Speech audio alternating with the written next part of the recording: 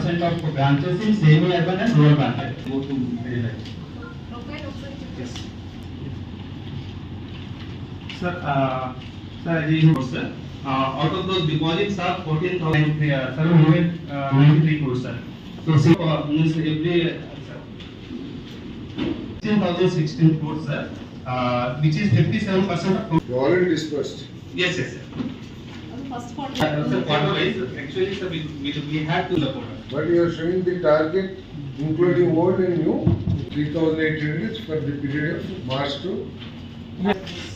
Action taken No, first you have quarter. given as on 36/2024 you are saying. There is the difference, sir. This 16,000 is including old. Yes.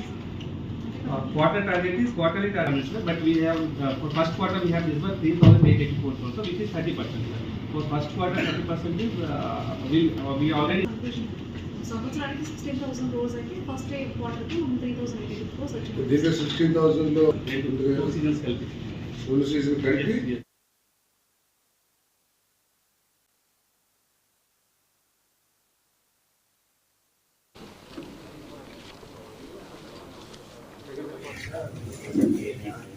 ఈరోజు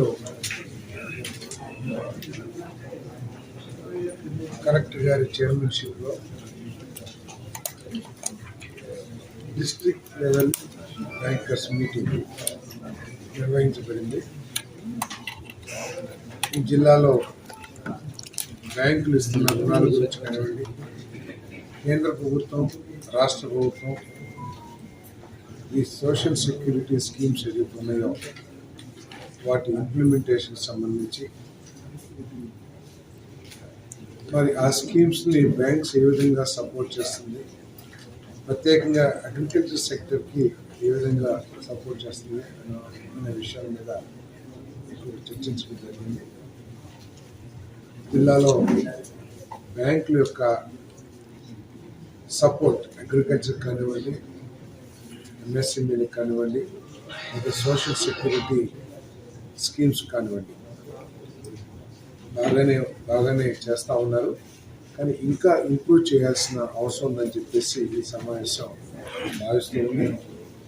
రాబోయే రోజుల్లో ఈ social security స్కీమ్స్లో ఎక్కువ exposures, అదేవిధంగా ఈ స్కీమ్స్ని బ్యాంక్స్తో integrate చేసుకుంటూ bank సహకారంతో government అధికారులు కూడా ఈ స్కీమ్స్ని ప్రజల్లోకి తీసుకెళ్ళడానికి, ఉదాహరణకి ముద్రా లోన్స్ ఉన్నాయి, అదేవిధంగా small vendors, street vendors schemes ఉన్నాయి. వీటిని బ్యాంక్స్ ఎక్కువగా రుణాలు ఇచ్చే విధంగా యుఎల్బీస్ కానివ్వండి, లేదా పంచాయతీలు కానివ్వండి, వీళ్ళందరూ కూడా అధికారులు కూడా ఎక్కువ రోల్ తీసుకుంటే, ప్రోయాక్టివ్ రోల్ తీసుకుంటే మరి పేదవాళ్ళకి మేలు జరిగింది అని చెప్పేసి కూడా భావించడం జరిగింది. మరి మన జిల్లాలో 303 బ్రాంచెస్, ప్రైవేట్ బ్యాంక్స్ కానివ్వండి, మరి షెడ్యూల్డ్ బ్యాంక్స్ కానివ్వండి, 303 బ్రాంచెస్ ఉన్నాయి. మరి ఈ బ్యాంకులు అన్నీ కలిపి ఏలూరు జిల్లాలో 42,116 కోట్ల రూపాయలు వ్యాపారం అంటే రుణాలు ఇవ్వడం జరిగింది. మరి ప్రజల నుంచి కానివ్వండి, గవర్నమెంట్ నుంచి కానివ్వండి దాదాపు 14,323 కోట్లు డిపాజిట్స్ ఉన్నాయి. అంటే డిపాజిట్స్ కంటే కూడా చాలా ఎక్కువగా ఈ బ్యాంక్స్ మన జిల్లాలో రుణాలు ఇస్తున్న విషయం మరి ఈరోజు సమావేశం చర్చించబడిందని చెప్పేసి మనం చేస్తాను. దీంట్లో ప్రియారిటీ సెక్టర్ అయిన మన అగ్రికల్చర్కి, అగ్రికల్చర్ కానివ్వండి, లేదా ఎంఎస్ఎంఈ కానివ్వండి, గవర్నమెంట్ ఆఫ్ ఇండియా నిర్ణయించిన ప్రియారిటీ సెక్టర్స్ ఏమైనా పెడుతున్నాయో వాటికి 20,277 కోట్ల రూపాయలు మరి 30th జూన్ వరకు కూడా డిస్పర్స్ చేయడం జరిగింది. అంటే 73% రుణాలని మరి ప్రియారిటీ సెక్టర్కి ఇవ్వటం జరిగింది. ఇది ఆర్బీఐ నిర్ణయించిన 43% ఏదైతే ఉందో దానికంటే కూడా చాలా ఎక్కువగా చేశారు. దానికి నేను బ్యాంక్స్ అందరినీ కూడా నేను అభినందిస్తున్నానని చెప్పేసి కూడా నేను మనవి చేస్తాను. అదేవిధంగా మరి అగ్రికల్చర్ సెక్టర్కి, ఈ ప్రియారిటీ సెక్టర్లో అగ్రికల్చర్ సెక్టర్కి 16,600 కోట్ల రూపాయలు మరి ఈ సంవత్సరం టార్గెట్గా నిర్ణయించడం జరిగింది. దాంట్లో ఇప్పటికీ కేవలం 3,223 అంటే ఖరీఫ్ సీజన్లోనే ఉన్నది. మరి బ్యాంకర్స్ చెప్పింది ఏంటంటే ఇక్కడ ఎక్కువగా మన పొగాకు టొబాకో లోన్స్ ఎక్కువ తీసుకుంటారు. పర్ బ్యారెల్ 7 లక్షల నుంచి 8 లక్షల రూపాయల వరకు రుణాలు ఇస్తారు. అవి ఈ అక్టోబర్ 15 తర్వాత స్టార్ట్ అవుతాయి కాబట్టి ఏదైతే టార్గెట్ ఉందో ఆ టార్గెట్ని మీట్ అవుతామని చెప్పేసి స్పష్టంగా చెప్పడం జరిగింది. తప్పకుండా గత సంవత్సరం ఎక్స్పోజర్ చూసినట్లయితే అది అచీవ్ అవటం కష్టం కాదని చెప్పేసి నేను భావిస్తాను. మరి అగ్రికల్చర్ సెక్టర్లో పోయిన సంవత్సరం 16,600 అయితే ఈ సంవత్సరం 18,000 కోట్ల రూపాయలు, అంటే 2,000 కోట్ల రూపాయలని అదనంగా కూడా టార్గెట్గా నిర్ణయించాలని చెప్పేసి ఈ సందర్భంగా తెలియజేస్తాను. అదేవిధంగా ఏదైతే అగ్రికల్చర్ అలైడ్ యాక్టివిటీస్ ఉన్నాయో వాటికి ఎక్కడైతే సెక్యూరిటీస్ అవసరం ఉందో ఆ సెక్యూరిటీస్ని మరి అగ్రికల్చర్ ల్యాండ్స్ కూడా యాక్సెప్ట్ చేయమని చెప్పేసి రిక్వెస్ట్ చేయడం జరిగింది. మరి ఎస్ఎల్బీసీలో కానివ్వండి లేదా గవర్నమెంట్ స్థాయిలో కూడా మేము వాటిని, ఎందుకంటే ఈ అగ్రికల్చర్ అలైడ్ సెక్టర్ ఏదైతే ఉందో ఇవన్నీ కూడా గ్రామీణ ప్రాంత వాసులు అవైల్ చేసుకునే లోన్స్ కాబట్టి వాళ్ళందరూ కూడా ఈ నాలాలు ఇవన్నీ కూడా కొంత ఇబ్బందికర పరిస్థితి కాబట్టి అగ్రికల్చర్ ల్యాండ్స్ సెక్యూరిటీగా తీసుకుంటే బాగుంటుందని చెప్పేసి కూడా మేము సూచించడం జరిగింది. తప్పకుండా రాబోయే రోజుల్లో at appropriate level will take up this.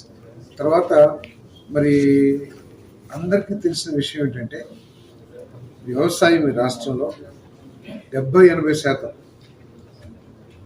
ఈ లీస్ట్ ఫార్మర్స్ అంటే కౌలుదారులు చేస్తూ ఉన్నారు. కానీ కౌలుదారులకి బ్యాంకుల నుంచి అందుతున్న ఆర్థిక సాయం చూస్తే కనీసం 1% కూడా ఉండలేదు. 16,000 కోట్ల రూపాయలు అగ్రికల్చర్ టార్గెట్గా నిర్ణయిస్తే ఇచ్చింది 110 కోట్లు 101 కోట్లు మాత్రమే, అంటే లెస్ దెన్ 1%. ఇది చాలా బాధాకరం. ఎందుకంటే 70-80% కౌలుదారులు చేస్తూ ఉంటే వాళ్ళకి 1% లోన్స్ ఇస్తాం అనేది చాలా బాధాకరం. దీనికి ప్రభుత్వ పరంగా కూడా ఆలోచించేశాం. గత ప్రభుత్వం చేసిన ఒక కౌలు వ్యతిరేక విధానం మూలంగా, కౌలు రైతుల వ్యతిరేక విధానం అంటే కౌలు కార్డు తీసుకోవడానికి రైతు యొక్క సంతకం కంపల్సరీగా కావాలి అన్నప్పుడు రైతులో సహజమైన భయం ఒకటి ఏర్పడుతుంది. ఒకవేళ సంతకం పెడితే రేపు నా భూ హక్కుల మీద ఏమన్నా ఎఫెక్ట్ ఇస్తుందేమో అని చెప్పేసి ఎవరు ముందుకు రాని పరిస్థితులు ఉన్నాయి. కాబట్టి ఈరోజు చంద్రబాబు నాయుడు గారి ప్రభుత్వం, కూటమి ప్రభుత్వం ఆలోచన చేసేది ఏంటంటే ఈ రైతు సంతకం అవసరం లేకోకుండా కౌలు కార్డులు ఇష్యూ చేయాలని చెప్పేసి దాదాపు ఒక నిర్ణయానికి రావడం జరిగింది. త్వరలో నెక్స్ట్ రబీ సీజన్కి మరి దానికి సంబంధించిన విధి విధానాన్ని కూడా నిర్ణయించబడతాయి. ఒక కమిటీ కూడా వేయటం జరిగింది ప్రభుత్వం తరఫున.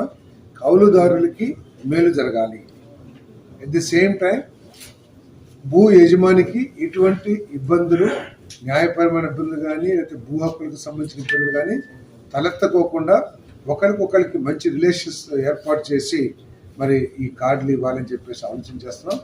మరి రెవెన్యూ అధికారులు వాళ్ళని వెళ్ళి రైతుల్ని సంప్రదించినప్పుడు ఇదేదో రెవెన్యూ మ్యాటర్కి సంబంధించి ఒక సైకలాజికల్ ఫీలింగ్తో కూడా వాళ్ళు ముందుకు రావటం లేదు కౌలుదారిని ఒప్పుకుంటానికనే ఆలోచనతో రాబోయే సంవత్సరాల్లో రాబోయే పంట సీజన్కి రెవెన్యూ వాళ్ళు కాకుండా అగ్రికల్చర్ డిపార్ట్మెంట్ వాళ్ళతో ఈ కౌలు కార్డులు ఇప్పించాలని కూడా ప్రభుత్వం ఆలోచన చేస్తుందని చెప్పేసి మనం చేస్తున్నాను.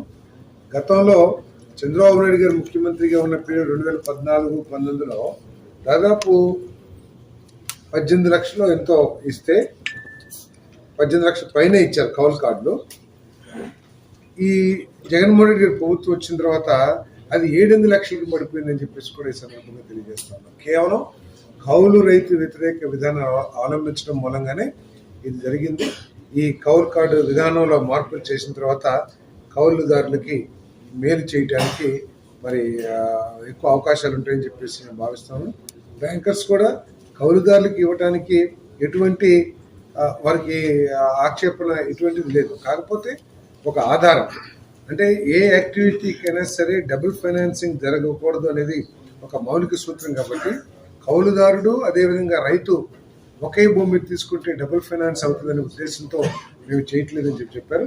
దాన్ని ఏ విధంగా అధిగమించాలో మరి దాన్ని అధిగమించడానికి మరి ఈ కూటమి చంద్రబాబు నాయుడు గారి ప్రభుత్వం ఏదైతే ఆలోచన చేస్తుందో కౌలు కార్డు జారీ విధానంలో మార్పులు, తద్వారా వచ్చే సంవత్సరం మెరుగైన ఫైనాన్షియల్ అసిస్టెన్స్ చేస్తామని చెప్పేసి కూడా ఈ సందర్భంగా తెలియజేస్తాను. అదేవిధంగా యువకులు కానీ చిన్న చిన్న పారిశ్రామికవేత్తలు కానీ లేదు ఆర్టిజన్ ముఖ్యంగా చేతి వృత్తులు నాయి బ్రాహ్మణులు కానివ్వండి, లేకపోతే శాలివాహనులు కానివ్వండి, లేకపోతే యాదవులు కానివ్వండి, గౌడాస్ కానివ్వండి, వీళ్ళందరూ కూడా మరి ఒక స్కీమ్, అదే స్కీమ్ అండి, PMGP PMS Vishwakarma PM Vishwakarma scheme ఏదైతే ఉందో ఈ ఆర్టిజన్స్ చేతి వృత్తుల వాళ్ళందరూ కూడా లోన్ తీసుకునే అవకాశం ఉంది. 20 లక్షల వరకు ఎటువంటి సెక్యూరిటీ లేకోకుండా తక్కువ రీజనబుల్ ఇంట్రెస్ట్తో లోన్ తీసుకుంటానికి అవకాశం ఉంది. దాంట్లో 35% బ్యాక్ అండ్ సబ్సిడీ కూడా రాబోతుంది, ఇస్తారు. అదేవిధంగా ఏదైనా పరిశ్రమలు మ్యానుఫ్యాక్చరింగ్ యాక్టివిటీ పెడితే 50 లక్షల వరకు ఇస్తారు. రూరల్లో 35%, 25% అనే దాని మీద కొంత క్లారిటీ రావాలి. సబ్సిడీ కూడా వస్తుంది కాబట్టి చేతి వృత్తుల వారందరూ కూడా మరి ఈ కేంద్ర ప్రభుత్వం, రాష్ట్ర ప్రభుత్వం స్కీమ్స్ని ఉపయోగించుకోమని చెప్పేసి మనం చేస్తాము. అదేవిధంగా సంబంధిత ప్రభుత్వ అధికారులు, రాష్ట్ర ప్రభుత్వ అధికారులు కూడా కొంచెం ప్రోయాక్టివ్గా ఉండి ఈ లోన్స్ ఈ చేతి వృత్తుల వారికి ఎక్కువగా అందేటట్లు చూడాలని చెప్పేసి కూడా నేను మనం చేస్తాను. ఈ స్టార్టప్ యాక్టివిటీ మరి ఇప్పుడు దాకా ఒక్కళ్ళు కూడా అప్లై చేయలేదని చెప్పారు. మరి ఎవరైతే ఇంజనీరింగ్లో మరి చక్కటి విద్యార్థులు ఉన్నారు, IIIT కాలేజ్ ఉంది ఏలూరు డిస్టిక్లో, వీళ్ళందరూ కూడా వారి ఆలోచనలతో వారి ఆలోచనల్ని వ్యాపార రంగంలోకి మరల్చినట్లయితే బ్యాంక్స్ సపోర్ట్ చేస్తానికి ఉన్నాయి కాబట్టి సద్వినియోగం చేసుకోమని చెప్పేసి కోరుతా ఉన్నాం. మరి ముద్రా లోన్స్ కానివ్వండి, ఈ సోషల్ సెక్యూరిటీ స్కీమ్స్ కానివ్వండి, ప్రైవేట్ బ్యాంక్స్ ఎక్కువగా చేయట్లేదు అనేది మరి సమావేశం అభిప్రాయపడింది. నేను వారిని రిక్వెస్ట్ చేస్తా ఉన్నాను. వారు కూడా ఈ జిల్లా నుంచి దాదాపు 2-3 వేల కోట్ల రూపాయలు ప్రజలు కానివ్వండి, ప్రభుత్వ శాఖలు కానివ్వండి డిపాజిట్స్ చేసినాయి.